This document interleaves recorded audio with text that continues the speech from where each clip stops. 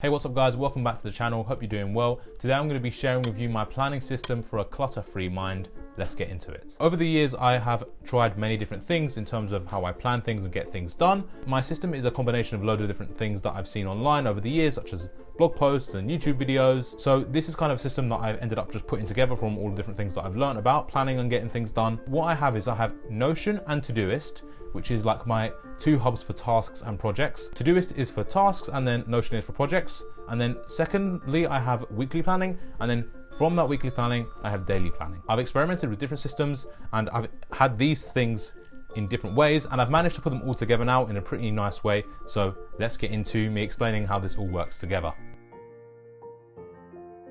For Todoist and Notion, which are my hubs for tasks and projects, that is the first step in my planning system for getting things done. So what I do is, for example, if I have a task in Todoist, say that is something for university, such as some work for a class or some reading or a piece of coursework or something like that, I will put that in Todoist the first time I hear about it, because it's a nice way to organize all the tasks that I know I need to get done. So I would just chuck that in there. But if it's something such as project related, that will more likely be in Notion instead of Todoist. For example, my YouTube videos, email newsletters, podcast episodes, they all go in Notion because they're project based, and I prefer to have that organized in Notion because I can see it all at once. I can see all my notes on that, all the links to all the research for the videos, my script, my plan, all that kind of stuff, all lives in Notion. But if there's something which doesn't take a lot of notes entirely, I'll just put the task in Todoist, but more likely that task will usually be related to something in Notion where I'll take the notes for it. So I kind of have two different hubs, and depending on what it is, depends where I pull it from.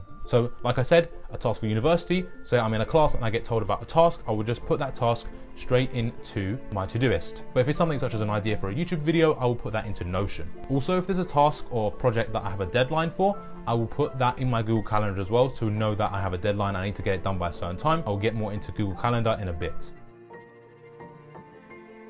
In terms of weekly planning, I do this in my bullet journal, and I've been bullet journaling ever since 2019. I made a video about my experience of bullet journaling and what I learned from it and all that kind of stuff. I'll leave that a link in the description and in the card. I have experimented with different ways of doing my weekly planning. I've done some by organizing it by big tasks, medium tasks, and small tasks. The reason I did this is because I read something a while ago, which is that when you're doing work in a day, you should split what you're doing between big tasks, medium tasks, and small tasks. I tried that. It was okay. I've also tried having essential tasks and then like maybe or extra tasks if I have time for them. And now what I've done is I have split them up into different sections of my life in my bullet journal for my planning. So here I have university related tasks relating to me searching for a placement for my placement year during my university course. I have content/brand, so the YouTube videos, podcast episodes, newsletters, all that kind of stuff. I have a freelance/creative media section, so that could be reaching out to clients. And lastly, I have a section which is just personal stuff that I might need to get done. So all I would do is I will look at Todoist, look at Notion, look at my Google Calendar as well, which we'll get into in a second, because sometimes I have all day tasks in Google Calendar. So if I have a deadline for something such as a piece of coursework, I always put that in my Google Calendar so I know on that day or the week before I can see, okay, I have that deadline coming up. It's right in my face because I check my calendar every day. I've been doing time blocking for over a year and a half. I started doing it consistently every day since the start of university, which was September 2019 for me. That's what I do. And as I said, these tasks in my weekly planning come from projects and tasks. So that is both from Todoist for tasks and Notion for projects, and they all create tasks. So my YouTube videos, for example, will be split into different tasks, but I will just put the broad task on my weekly planning because the more specific tasks come in terms of the daily planning. For example, for content/brand, I have a new video such as this, but that gets broken down into planning the video. It gets broken down to filming, editing, that kind of thing. Because I don't want too much clutter, I have broad tasks here, and then I go into the more specific on Google Calendar, which we'll get into now. Every Sunday I do my planning for the week. I reflect on what I've done in the previous week and what things I want to do for the week. And that's when it comes to finding those different projects and tasks I want to do for the next week. And then it comes down to making a daily plan for what I'm going to do. I tend to plan most days the night before, but sometimes I will end up like planning things a bit further in advance. And that's because I have like some repeating things on my calendar. For example, I have classes, I have like writing habits I want to do for the content, so I put that in my calendar as well. I have this online Harvard philosophy class that I do, so I put that in my calendar to make sure I do how many I want to get done so I can get it done by the deadline. I'm also recently this week trying something called batching. So before I had something such as content writing, I had it a little bit every day, but I found it like it was easy to skip because it was such a little amount of time. But now what I've done is I've now batched those tasks together to do them all in like a certain amount of hours. For example, I've had like reach out to 10 potential clients for 2.5 hours instead of reaching out to 2 potential clients 5 times a week for half an hour, because easily another task can run over that half an hour and then I can just delete that reach out to clients, which has happened before. So what I've done now is batch that task together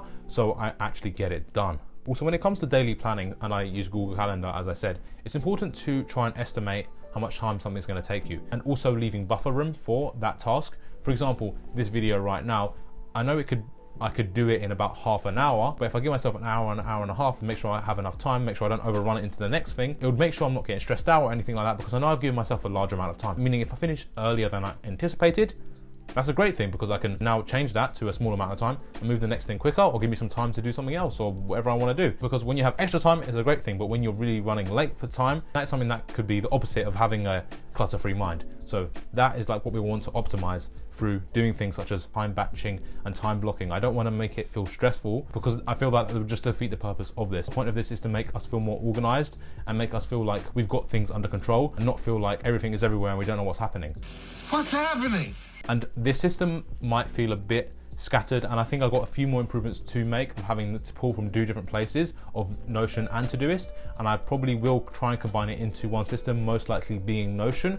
But for now, that is what's working for me. I am getting things from Todoist and Notion, putting that into weekly planning, which I do on every Sunday, and then do daily planning. And sometimes days are planned a few days in advance, but sometimes it's just the night before. And it's just taking things as they go. Try not plan everything. I feel like if we try not to plan everything in advance, it's much better, because you can't really plan a whole week for in advance, because things are bound to change. Like every day some things come up that I need to do and it will alternate the plan, and that's fine. We just have to bear that in mind. That's why we give ourselves a bit of extra time for things, because then we can deal with those things that come up. That is my planning system. I hope you did enjoy it. I hope you did find it valuable. I hope it did make sense. If you have any questions about my system, or you have any ideas or anything like that, please leave a comment down below. Also, if you enjoy this content and you want to support my work and this channel, and also gain access to a few high quality photos to be downloaded, which you can use for personal use, such as your phone wallpaper, where you could just like basically buy me a coffee. Thanks a lot for watching. Also, like and subscribe so you can see more videos like this. Also, I'll link to some other videos on the screen that you might find interesting. Feel free to check them out if you like. Otherwise, I'll see you guys in the next one.